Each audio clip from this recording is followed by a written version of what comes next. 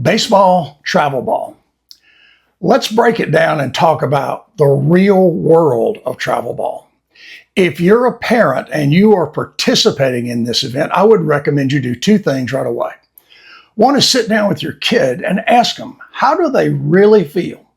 How do they actually feel about the schedule, the work, the things that go into your family's travel ball schedule? Tell them there's no wrong answers and just have an open and honest conversation. Then after you do that, sit down with yourselves. Sit down and have a conversation about why you're doing this. Ask each other, why are we participating in travel ball? Make some notes. I have some real strong opinions about kids travel ball. I want to give you 4 things to think about when you're participating or getting ready to participate in travel ball. The first one is the financial black hole. That's all it is. Number 2 is the pressure cooker that is created around the kid, other kids, and around your family and perhaps your other children. The third thing is loss of agency. We'll definitely spend a little time on that. Number 4 is the family divide and conquer requirement that happens.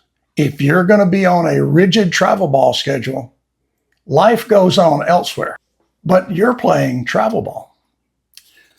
Let's get into the first issue of the financial black hole.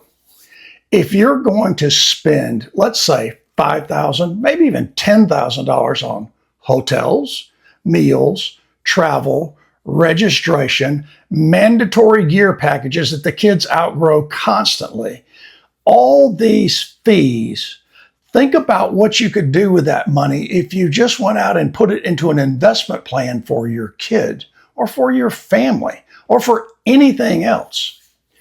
Are you really thinking about the amount of money you're spending on this proposition? And I can hear it already. This is for my kids. I would spend every last dime. I understand that. And that's a noble sentiment, and it's shared by a lot of people. Examine it very closely and just look at the numbers, because there are some other things that go into the financials that you should think about. If you look at the total spending, you could probably build a very good scholarship base for your kid that college baseball might not match. Let me explain what that means. In Division I baseball, there are 11.7 full scholarships with a 35-man roster. That works out to about 33% per kid if it was equal. Well, you know it's not equal. The star pitcher, the star hitter, the star whatever is going to get the lion's share of the scholarship. A kid may get 20%, 15%, or he may get nothing. He may be given the privilege of walking on and paying more to participate in baseball in college. Just the raw numbers, that's how it works out. That's how it's done. Let's talk about point number 2, which is the pressure cooker. And if you don't think this is a pressure cooker, being on a travel ball team, you are definitely not paying attention. You've got an 8, 10, 12-year-old playing in these leagues. Some of them are going to be playing on this rigid schedule, this travel situation, and this high-stakes emotional game situation for 10 years until they're 18. Think about your kids' emotional stability and the pressure there. There is a psychological toll that is paid by kids when parents have situations like travel baseball as their priority. Just a fact. The year-round requirement in travel baseball, which is typical, it takes an immediate toll on the ability to adjust, to develop in other ways, to have other sports come in and well-round your athletic ability. It just takes that out of the equation. I had a long conversation with a headmaster not very long ago about a school whose baseball coach insisted high school players can only play baseball, no other sports. She was hot about it. And I think it changed. And just let me tell you, from a high school athlete, from a high school broadcasters' perspective, that's insane. That makes no sense. But what that is, that's a coach's ego. That's a coach who wants to win at all costs, including the cost put on the kids. There is burnout that is associated with 10 years of high pressure stakes. Baseball games don't equate playing and winning or losing and just evaluating the game. They can develop into a self-worth proposition. And think about that for a second. Think about the toll it takes on that team and those individual kids after the pressure of the money, the pressure of the travel. They understand what's going on. There comes down to the final point of self-induced pressure by the kid in every game they play. So number 3, loss of agency. What that means is when these young kids are out there, everything they do is managed by a coach, a parent, or an administrative person running a league or a travel ball group. They don't get to put pickup games together. They don't get to do anything other than pack their bag, get in the car, get on a flight, whatever you do.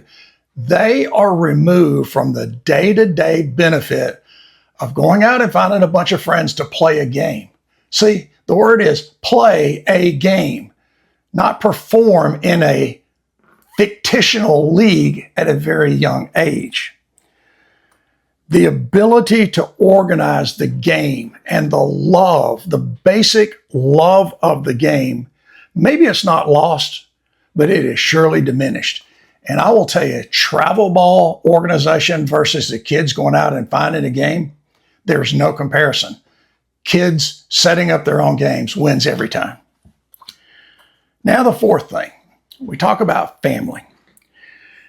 The family divide and conquer proposition of travel ball. Let's say if you have one kid, maybe that's fine. Maybe you don't have any siblings to worry about. You guys can just go. Or maybe it's too costly. Maybe your wife goes or the husband goes. Maybe you split that up. That is still divide and conquer. That is still taking family time, typically on weekends, and taking it away from the family unit. Now look, if you just stop and think about what's going on at those ages, 8 to 18 in your kid's life, are the most critical in my mind for your relationship, for their relationship with you, and for their learning about relationships with other people. Not playing freaking travel ball every weekend. The loss of spontaneity to go do things. Nope, we got a schedule. We got to go travel 8 hours to a tournament, and you got to play 6 games this weekend.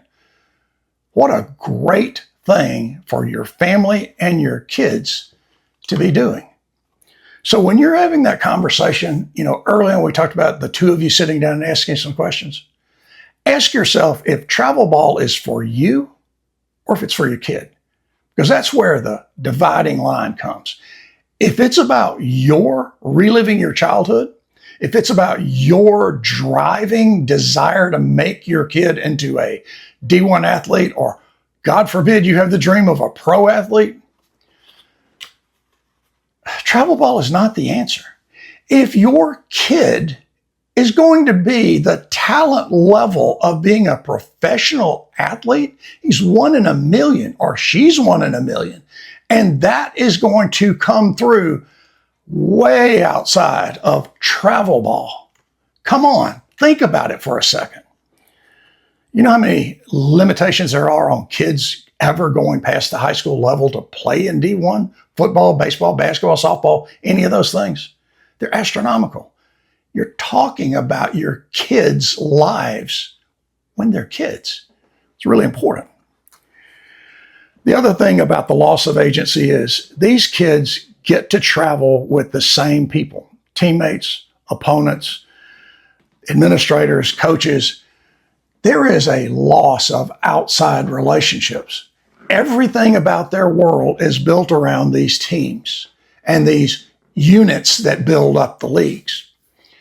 What about people outside of sports that they need to get to know? Because after you graduate from high school, Sports takes a real far back seat for 99.9% of all kids who've ever played a high school or little league or travel ball sport. You have to learn how to live in the world. You have to learn how to go to college or go to trade school or just go to work.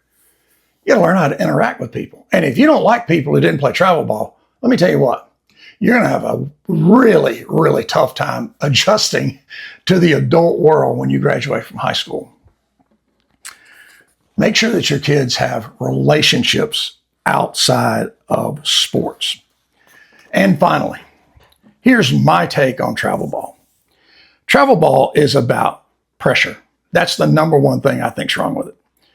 The number two thing is the potential for debt for your family.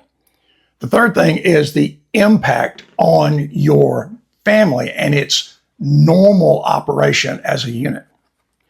The third thing is about greed.